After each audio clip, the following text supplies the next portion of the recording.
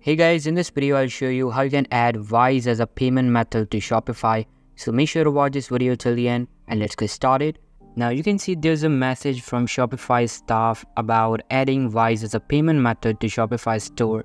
So they've mentioned that we cannot guarantee that Shopify payments will process payments to virtual bank accounts such as Wise. So if you would like to proceed with connecting your Wise account to your Shopify payments account, just a heads up that you may experience disruptions to your payout deposit.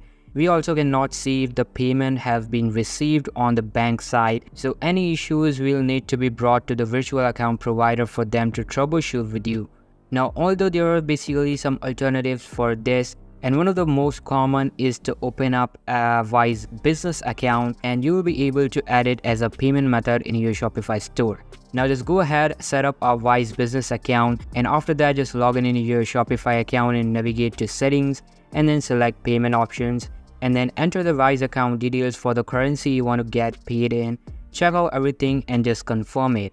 So this is basically how you can add Wise as a payment method to Shopify store. So that's all for today's video. Hope you liked the video. I'll be waiting in the next one. See you soon. Bye.